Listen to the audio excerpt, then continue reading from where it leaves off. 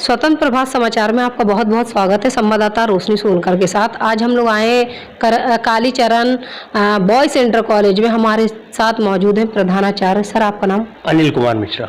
जैसे कि सर, विद्यालय में जो प्रधानाचार्य का पद होता है बहुत अहम होता है, तो आपको किन किन चुनौतियों का सामना करना पड़ा स्टाफ को लेके, टीचर्स को लेके और बच्चों को लेके, इसकी विस्तार से जानकारी दीजिए।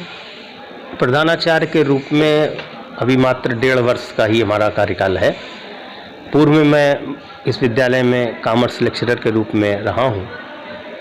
चूँकि लंबे समय से हमारा सेवा काल है 30 वर्षों से अधिक का इस विद्यालय में, इसलिए प्रधानाचार्य बनने के बाद कोई विशेष समस्या नहीं आई, क्योंकि समस्त स्टाफ जो है वो हमारा पहले से ही सहयोगी और परिचित रहा है। फिर भी विद्यालय के अंदर कुछ समस्याएं रहती हैं, लेकिन वो समस्याएं जैसे भवन आदि के व्यवस्था को लेकर के हैं, मेंटेनेंस में पैसा ना होना जिससे बेहतर देखभाल हो सके, यही समस्याएं हैं। शिक्षण कार्य सुचारू रूप से चलता है। छात्र और छात्राएं बहुतायत संख्या में अच्छा एनरोलमेंट है। मैं समझता हूँ कि लखनऊ में चंद कॉलेज ही होंगे, 1 और 2 नंबर पर मेरा विद्यालय आता है कि जिसमें सबसे अधिक बच्चे अध्ययनरत हैं। अच्छा परीक्षा फल भी उनका है। छात्रों की कुल कितनी संख्या है आपके विद्यालय में? कक्षा 1 से लेकर 12 तक ये विद्यालय संचालित है, जिसमें छात्रों के साथ कक्षा 10 तक छात्राएं भी अध्ययनरत हैं और व्यावसायिक में इंटरमीडिएट में भी एक वर्ग ऐसा है जिसमें छात्राओं को अनुमति है। लगभग 2400 इस समय छात्र छात्राएं इस विद्यालय में अध्ययनरत है। शिक्षक एवं शिक्षिकाओं की कुल कितनी संख्या है सर? 61 टीचर्स हैं और पर्याप्त हैं, क्योंकि जो हमारा मानक है उसके हिसाब से शिक्षकों की कोई कमी इस विद्यालय में नहीं है। जैसा कि सर, सरकार द्वारा जो 8वीं तक के बच्चे हैं उनको निःशुल्क मिड डे मील द्वारा भोजन प्राप्त हो रहा है और निःशुल्क पुस्तक वितरण जो कार्यक्रम चल रहा है, तो क्या उसका लाभ आपके विद्यालय के भी छात्रों को मिल रहा है? जी, 1 से 8 तक जो छात्र हैं उनको पूरी तरीके से मिड डे मील की व्यवस्था निरंतर चल रही है और उसमें कोई दिक्कत नहीं आती है। पुस्तकें जो हैं कभी कम पड़ जाती हैं तो दूसरी लाट में प्रदान कर दी जाती हैं, और पुराने बच्चों से भी हम कलेक्ट करा लेते हैं पुस्तकें जो यहाँ से अपनी कक्षा उत्तीर्ण कर लेते हैं और उनको भी वापस बंटवा देते हैं। इसलिए पुस्तकों की कोई शुल्क न लेकर के उसी में व्यवस्था सरकार द्वारा जो की गई है वो करते हैं, और विद्यालय के अन्य जो हमारे फंड्स हैं उनसे हम उनकी परीक्षा और अन्य कार्य जो है उससे संपादित कराते हैं। जैसे कि सर आपने बताया मिड डे मील का जो भोजन है वो छात्राओं को जो प्राप्त होता है, तो उसकी क्वालिटी कैसी रहती है? ठीक रहती है। 2 अध्यापक हमने इसके लिए नियुक्त किए हुए हैं, एक कक्षा 1 से 5 तक और दूसरे 6 से 8 तक। वो आते हैं, पहले खाने को चेक कर लेते हैं और जो चार्ट है जो उनका उसी के अकॉर्डिंग वो देख करके तभी बच्चों को वितरित किया जाता है। आपके विद्यालय में कौन कौन से वर्ग में कौन कौन से विषय पढ़ाए जाते हैं और शिक्षकों की कौन कौन से विषय को लेकर विशेषता है, और आपकी कौन से लेके मतलब कौन से विषय को लेकर विशेषता, इसकी विस्तार से जानकारी दीजिए। विद्यालय में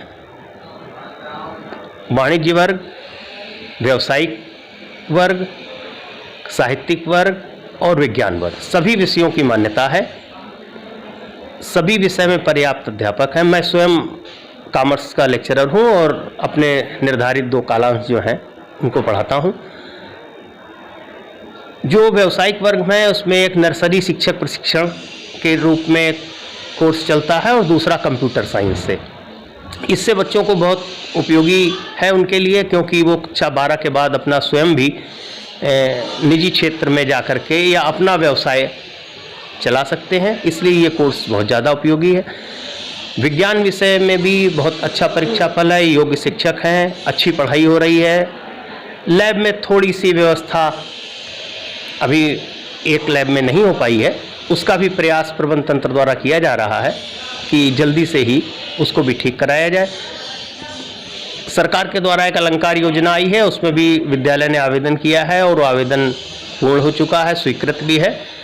उससे जैसे ही विद्यालय को धनराशि प्राप्त होती है, तो जो रही बची समस्याएं लैब की और भवन संबंधी हैं वो भी दूर हो जाएंगी।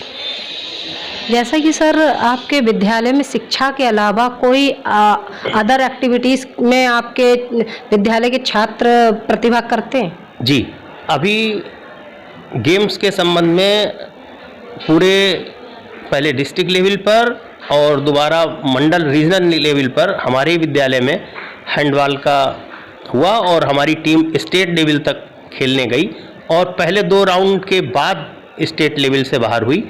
इसके अलावा एथलेटिक्स में भी हमारे 2-3 बच्चों ने, कुछ ने जिला स्तर पर और कुछ ने मंडल स्तर पर भी स्थान प्राप्त किया। इसके अतिरिक्त अभी सरकार द्वारा जो विभिन्न कार्यक्रम चलाए जाते हैं उनमें कला के क्षेत्र में हमारे 2 बच्चों ने एक पोस्टर प्रदर्शनी हुई थी, उनमें पुरस्कार प्राप्त किया, जिसमें साहब ने पिछले हफ्ते सम्मानित भी किया। इसलिए खाली पढ़ाई नहीं, गेम्स में और अन्य सांस्कृतिक गतिविधियों में भी यहाँ के बच्चे बराबर एक्टिव रहते हैं।